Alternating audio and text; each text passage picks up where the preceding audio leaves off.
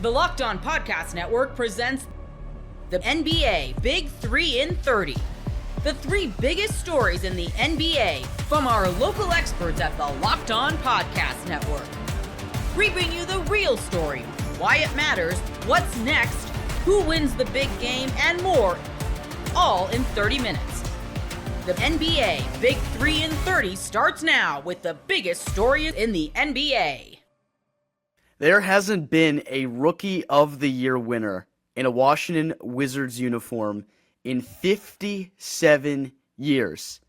You are Locked On Wizards, your daily Washington Wizards podcast. I didn't know 57 years ago was the last time we had a Rookie of the Year award, and it was Wes Unseld, a former coach here. So you learn something new every day. I mean, I couldn't believe it because it's crazy to think back that John Wall didn't even win it back in the 2010-11 season, fell short to Blake Griffin, who had an unbelievable rookie season. He played 38 minutes per game in that rookie year campaign. We're going to go through some of the criteria we think it'll take for Tre Johnson to get to the Rookie of the Year award, why we think he actually could pull this thing off. I know we've maybe pumped the brakes a little bit for a lot of the summer about those conversations because of concerns how much he'll play. But after I've done a little bit of research and gone back and seen the guys that have won this award, I think it can happen. And we'll also just get into what the role will look like for Tre Johnson early on, why he has what it takes. What would have to happen overall in the season? What numbers would he have to put up? What kind of impact would the team have to see as well? That's going to be a big point of emphasis we make throughout here.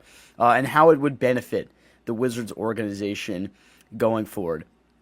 I'm just going to say it right here, it is ridiculous that the 1968-69 season was the last time the Wizards had a Rookie of the Year award winner. Wes Unseld won the award and also won the NBA MVP award in the same season in his rookie year. So it's been a long time coming, and I think Tre Johnson has the tools and has what it takes to win this award at AB, just from the mentality standpoint and what we know about his basketball skills on the floor. I feel like he's going to excel very early on because of how polished we think his game is compared to other rookies we've seen in previous seasons. I just realized I made a mistake. It was Wes Unseld Jr. that was the coach. His father was the one that won the award. My bad about that a couple minutes ago. But Tre Johnson, I think he's going to be the greatest thing since sliced bread, Ben. The fact that you got him at pick 6, what he did at Texas his freshman year, just his game is going to translate really, really well. And I think a couple months into this rookie year, his campaign, people are going to be questioning how the heck did this dude fall all the way to 6 to Washington. And go ahead. Sorry, I was going to say, you actually were correct. Wes Unseld Sr. was a coach for the Washington Bullets for 7 years. He was very unsuccessul, unfortunately. Okay. So him and his son both were not cut out to be head coaches here in D.C. Well, okay, well, that's funny. But I go back to what I was saying. Tre Johnson, I think, Ben, the sky's the limit for this guy. Cooper Flagg's great. Us Wizards fans, we were upset that we didn't get that first overall pick. But right after Cooper Flagg, Tre was the guy that I was looking at. Just going off the pre-draft process, a guy who was willing to take criticism. Coach Keefe, Will Dawkins, they all came together and said, hey, you need to work on your game defensively. A lot of superstars in today's NBA, a lot of guys who are new to the NBA, young guys, hate taking criticism because they have big egos and they're like, yo, who the heck do you have to say that about my game? I'm the best. I'm gonna do this. I'm gonna do that. And for him to take up the chin at his size, I think he's gonna be fine defensively as well. He checks off all the boxes. Ball is life. This guy doesn't have anything outside of basketball, like no hobbies. Which I love to see that. A guy who's not gonna be a distraction off the court. A guy who you don't have to worry about going on social media after a bad game. You put all those things together, you really have a stud here in Washington, and I can't wait to see how his rookie year comes along, and I think he's only going to get better every game. Kind of similar to how Alex Sarr was last year, but I think right off the gate, he's going to be really good. Absolutely. You just look at last year, the winner of the Rookie of the Awards, Devon Castle of San Antonio Spurs. So the Spurs win it in back-to-back years with Wemby, obviously, in 2023. Castle in his rookie season played just under 27 minutes per game, averaged 14.5 points per game on 42, 28, and 72 shooting splits. So not even really outstanding by any means for Castle. He was good. I think he deserved to win the award. I think Alex Sarr definitely should have been top 3 last year, but I wouldn't say any of the stats that Castle put up last year were otherworldly by any means, maybe compared to some of his peers in years past. But just looking at the criteria, maybe an amount of minutes played that you'll have to, get to a threshold at least for Tre Johnson to be in the conversation. Just we'll go through the last 10 or so here. Castle, 26.7, Wembanyama, 30, Banchero at 34, Scotty Barnes at 35.5, LaMelo Ball, 28 that year, John Morant played 31 in his rookie year, Luka, 32.5 his rookie year, Ben Simmons, 33, and Malcolm Brogdon, a guy who just signed with the New York Knicks a couple days ago, former Wizard as well, obviously. When he won the Rookie of the Year award, was only playing 26.5 minutes per game. So I feel like you got to play at least 25 for sure. Like, that's pretty evident. You need to play around 25 minutes per game to be in the conversation. And I don't think that should be a problem for Tre Johnson. I know early on we've talked about maybe he sits behind CJ McCollum a little bit to start the year. But even with that being said, in a 48-minute game, Tre Johnson should absolutely be out there for 25-plus minutes. I can't see and envision a scenario where it makes sense to not have him on the floor for at least that amount of time. I agree with you, Ben. This guy cannot be limited his first year. There's no way, especially if you're Coach Keefe and you realize that we need to see some young talent out here. Tre Johnson is arguably your best asset. I mean, we love Bob Carrington, we love Keyshawn George, we love Alex Sarr, but Tre Johnson is the most polished guy that we've seen in DC here in a while, and you have to utilize him to his strengths. Shout out to Tyler. We just had him on the podcast. He talked about how he wants to see him coming off screens, dribble handoffs. That's what we need to see, and that's what he should be able to do. And I think with the talent around him, I think he's going to be just fine. The load that he had to carry in Texas, he still figured out a way to do it. But now when he's around NBA players, guys who are as talented as him, his game is just going to transition well. And maybe there will be times where he'll be handling the ball. But a lot of times I want to see him be this team's best three-point shooter because I think he has the capability of doing it. And it's going to take some time. We have to be patient. But there's just so much potential within this kid that we'll just have to sit back and wait and say, man, this guy is going to be really, really good here for a while. Yeah, and in terms of numbers, I know numbers don't always tell the whole story. They don't mean everything when they pick these awards. But last year with Castle averaging just under 15 in the splits, as I mentioned, not too great. He was under 30% from three. Tre Johnson, I think, is going to be close to 40% from three this year as a rookie, which I think would be completely unbelievable to that standard. If you just think of the other guys that have won this award, to be around 40% from three as a rookie, he's going to be the best shooter on this team overall. He's going to make that instant impact. And if you're measuring based on impact that a guy has on a team in terms of uplifting them, you could make the argument that Tre Johnson is going to have one of the biggest impacts on a team going forward. I'm not saying because it's going to be translating to a lot of wins. Maybe Cooper Flagg impactfully, you give him the nod there because he's on a team that's already contending. Maybe he pushes them over the edge a little bit. I'm not sure. But Tre Johnson will make them so much better offensively because of how good he shoots the ball. The Wizards haven't had consistent three-point threats for quite some time. Jordan Poole was the best thing they had, and obviously he was a very ball-dominant point guard level player for this team. Tre Johnson, who can play off the ball extremely well and shoot the basketball effectively, that is going to bring a new dynamic to this offense, and I think everyone around him is going to be better as a result. So off that alone, not only do I think the shooting splits will be good enough, because I have no doubts at all in my mind that he's going to be efficient in the way he plays. I could see him around 46, 47% from the field, and then you have the three-point percentage around 38 to 40, shooting probably 87 to 90% from the line. That'd be really good stuff, and he's playing 25 to 28 minutes per game. He should absolutely be in the conversation to win this award. And you brought up a very good point, Ben. I was going to get to that too.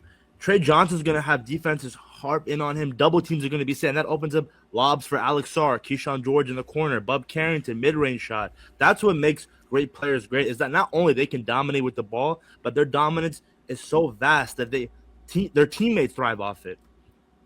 Exactly. I think he's going to make everybody around him better. There's no doubt about that. I know his playmaking ability isn't something that's really discussed a lot, but he's very comfortable with the basketball in his hands. He can break down the defense. The one thing he got to work on is finishing at the rim, but he's got no problem getting there, and we saw him do so in the Summer League a couple times. He did so his entire freshman season as an 18-year-old kid at Texas. This guy fears nothing. He works his ass off every single day. Like, this guy is going to be one of those ones, I think, for this organization. I've been maybe more high on him as a prospect than anybody the Wizards have drafted in quite some time, because I really had no belief that he'd be there at 6 when we found out on May 12th that we'd be picking 6. You go, damn, like, who are we going to get at that point. It seemed like, well, it just seems like, I don't know, maybe we'll get Jeremiah Fears, and AB, you would have crashed out if we got Jeremiah Fears. But Tre Johnson falls right into our lap, and I think he's got the chip on his shoulder. He's going to make the most of this opportunity here in D.C. He doesn't have a plethora of talent in front of him like some of the other situations, VJ Edgecombe in Philadelphia, obviously Cooper Flagg in Dallas. To me, this screams like if you're looking for good value, Tre Johnson, man, that's going to be the value play right there for Rookie of the Year. Book it. I think the opportunities that he's going to get compared to Edgecombe, Bailey, and Cooper Flagg. I mean, look at it. You mentioned Tre Johnson could be this team's best three-point shooter and potentially be this team's best scorer. I love CJ McCollum. I know he dropped 50 points on us last season, but maybe what if he goes down? He's a vet. Injuries happen in this league. Who's going to step up? And I'm hoping Tre Johnson could be that guy that takes that last-second shot. Absolutely. I feel like he's going to improve his playmaking as the season goes on. He's going to get better and better as a defender. He's got the tenacity to do so, and we saw it in the 2 Summer League games that he played. He can get after it on the defensive side of the basketball. They told him, hey, we don't like how you were taking plays off when you were at Texas, and he made it a personal goal for himself to get better defensively, and I expect that to continue as the regular season goes on. Most people can't name all their financial accounts or even what they're worth, whether it's a 401k or properties or investments. And when you don't have the full picture, you can end up leaving money on the table. That's why there is Monarch Money. It's an all-in-one personal finance tool that brings your entire financial life together in one clean, easy-to-use interface on your laptop or your phone.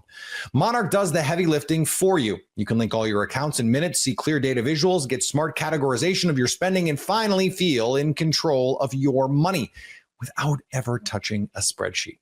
I linked all my accounts to Monarch and immediately spotted a few subscriptions I wasn't even using.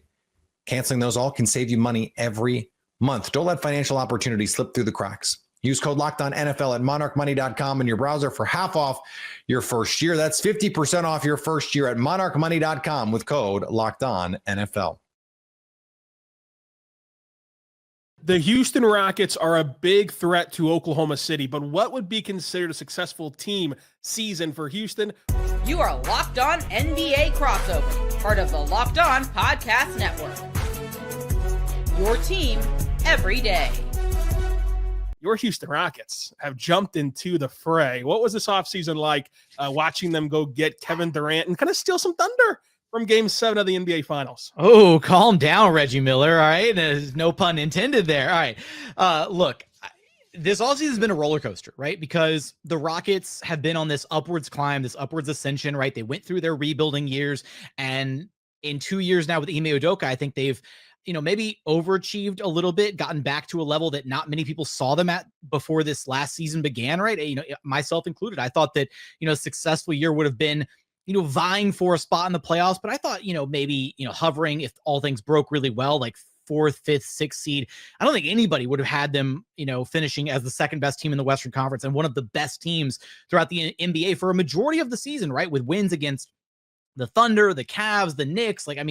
They took jabs at everybody throughout the year, and they really kind of carved out a name for themselves. And there's a lot of credit to Ime Udoka for the turnaround.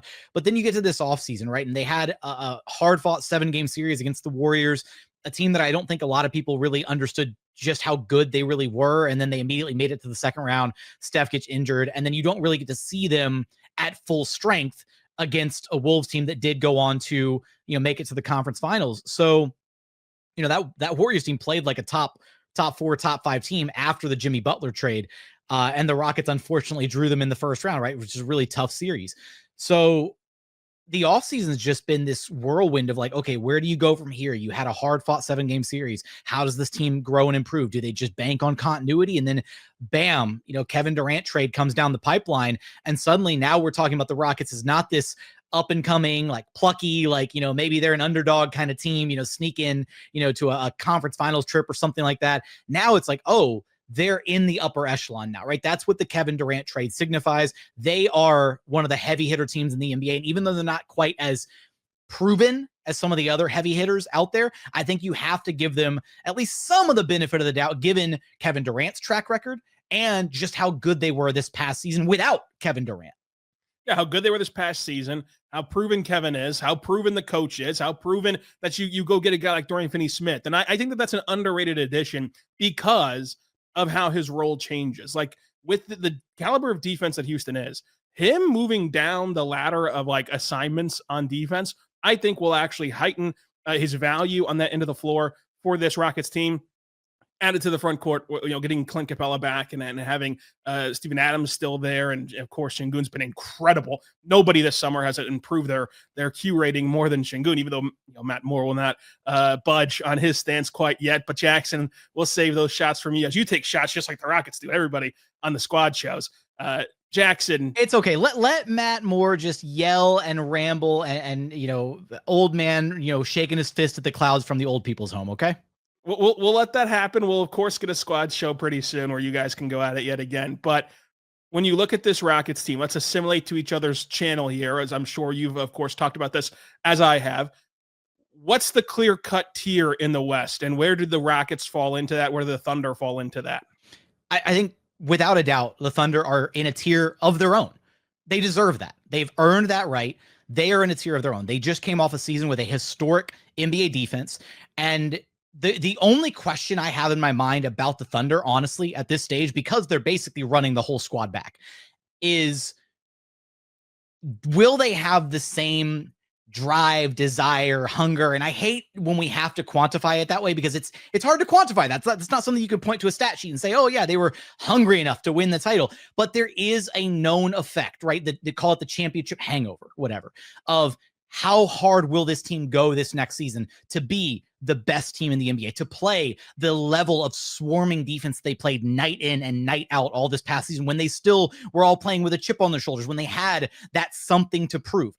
I don't think it's a given that it goes away, but I also don't think that it's a given that it's going to be an identical one-to-one from what it was last season. But even despite that minor concern, they're clearly the team to beat in the NBA. They're the reigning champs, and they deserve to be in a tier of their own. And that's not just in the Western Conference. That's in the entire NBA. The Thunder are in a tier of their own. They have the reigning MVP in Shai Gilgeous-Alexander, arguably the most unguardable offensive force in the NBA. I think Kevin Durant might have something to say about that this next season. But there's a lot to like there, and they're only going to get better, and they're still one of the youngest teams in the NBA. So for all those reasons, they are in like the S tier of contender by themselves. But then you look at the lay of the land in the Western Conference, and you can make incredibly compelling arguments for a number of teams. You can make a very significant argument for the Denver Nuggets and their depth and the acquisitions that they made this offseason. I loved what they did this offseason, not as a fellow Western Conference competitor, but just as a basketball fan. The Thunder addressed some of their biggest needs. They have depth now, which is crazy because they haven't had this kind of deep roster in the Jokic era. Even the Clippers are top to bottom stacked with talent. Now, granted, they look like they belong in the same old people's home as Matt Moore, but like if they can survive the regular season and not get, worn down due to injuries, and if the age of the roster isn't a big barrier, if they can make it to the postseason healthy, that roster is so talented top to bottom. But I do think that the Rockets should be in that next tier behind the Thunder. You can say they're in the same tier as Denver and the Clippers, but I think they're at the top of that next tier because the defense is legit. They finished as a top 5 defense this past year. I would wager that they're going to finish somewhere in top 3 this next season. And Kevin Durant addresses what was quite literally the biggest weakness, the Achilles heel of this team this past season, which was the fact that they don't have a closer, or they didn't have a closer. They didn't have a go-to guy to get them out of sticky situations late in games.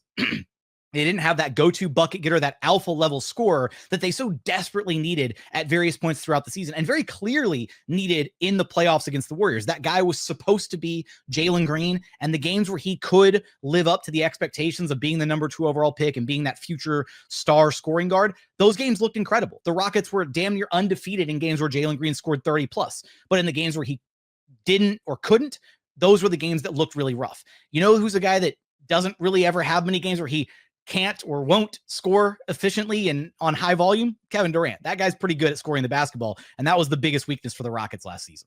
And I think that we're on the same wavelength there. I do have the Thunder in a tier by themselves, the deepest, most talented team in the league. We'll see how they handle being, the sought after team, being the hunted team that they're going to be this season. But for now, they're in the tier by themselves. I have a shorter tier 2. I just don't include anyone but Houston and Denver.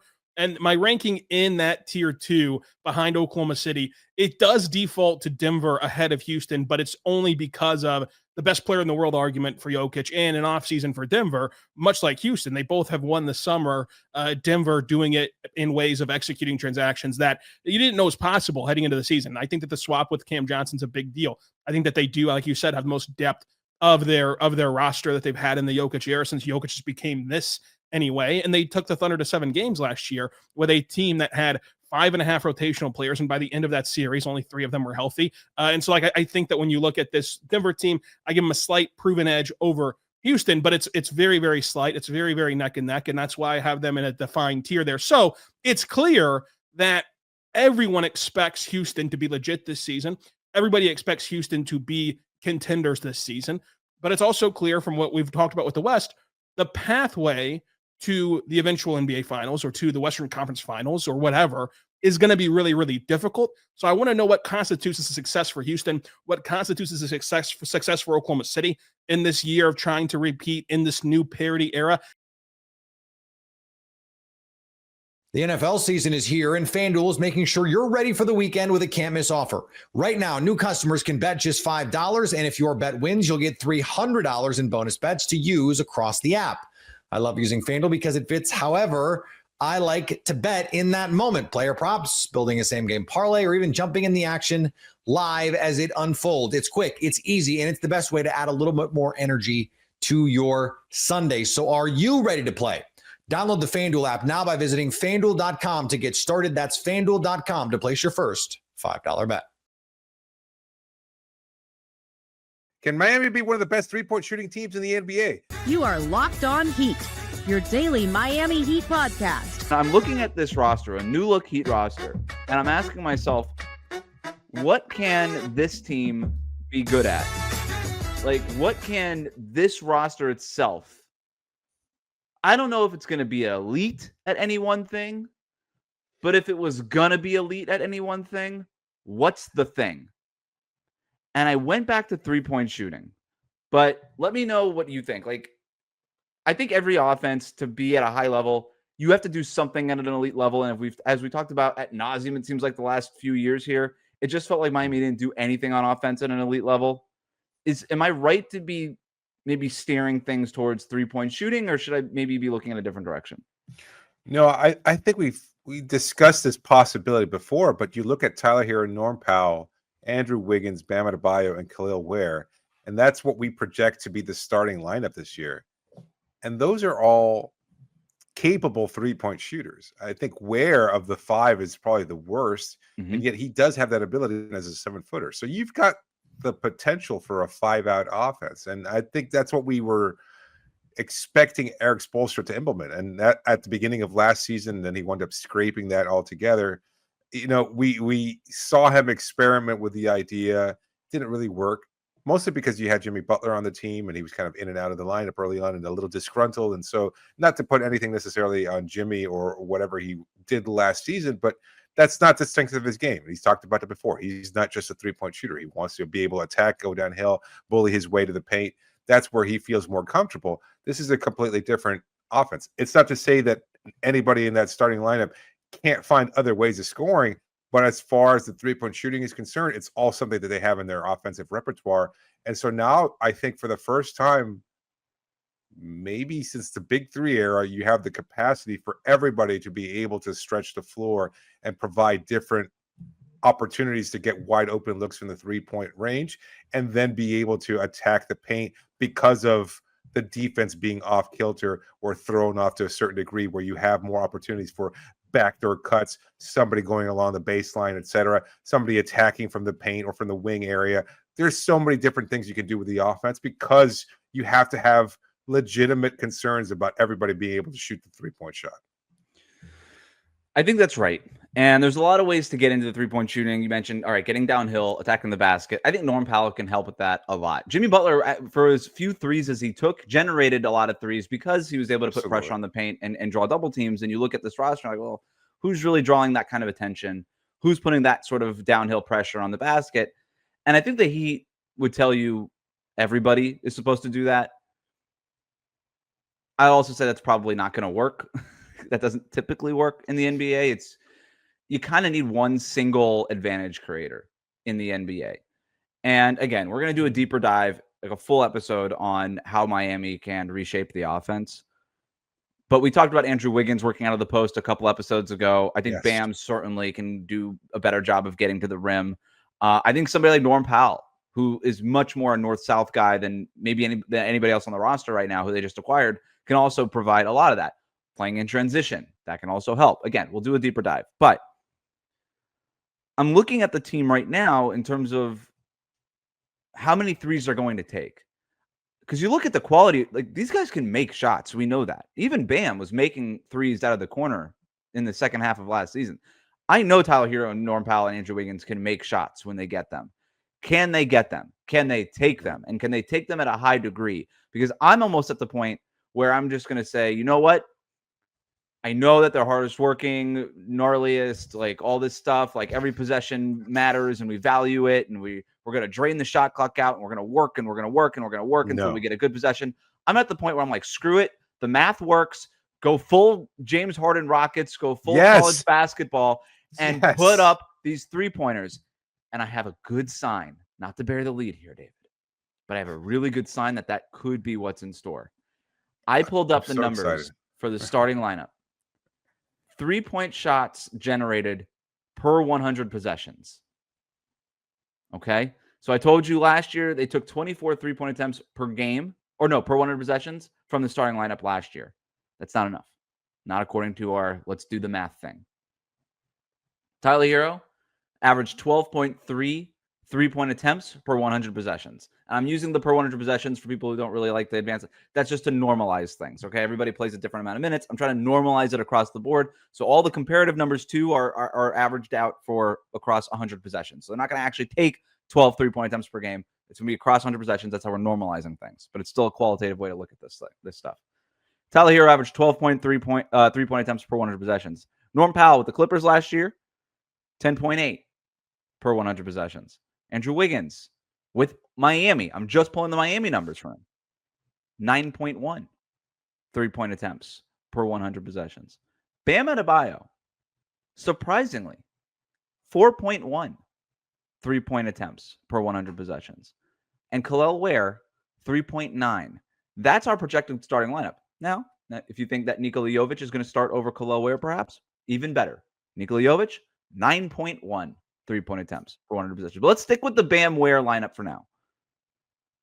That is an average of 40.2 3-point attempts per 100 possessions. And David, if you think that sounds like a lot, you would be right, because that would have been number one in the league with a bullet last year. Boston led the league. Boston, just spamming the 3-point line, not doing anything other than just chucking threes, led the league at 36.3 3-point attempts per 100 possessions last year from their starting lineup.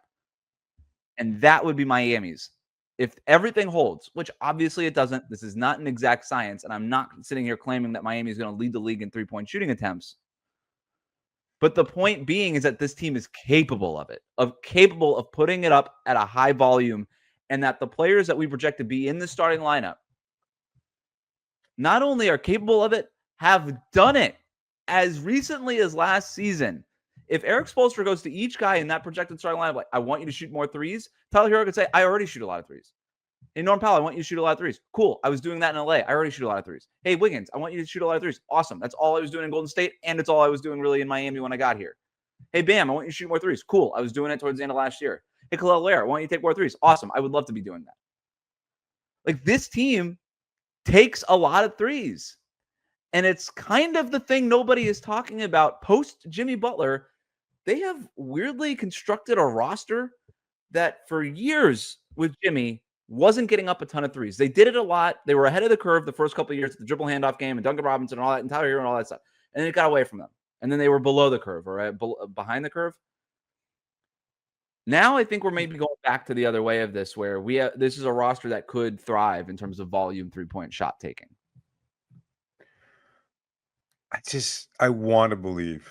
I see the numbers. I recognize it. I love the Rockets comparison. I was thinking that in my head too. And there's something holding back though. And it's, can Eric Spoelstra buy in? Does he see that vision? And does he want that to be the case for his offense? Because as much as I think he leaned into what Jimmy dictating the offense because he was slowing down pace, because he was a little bit more deliberate in his attack of the paint.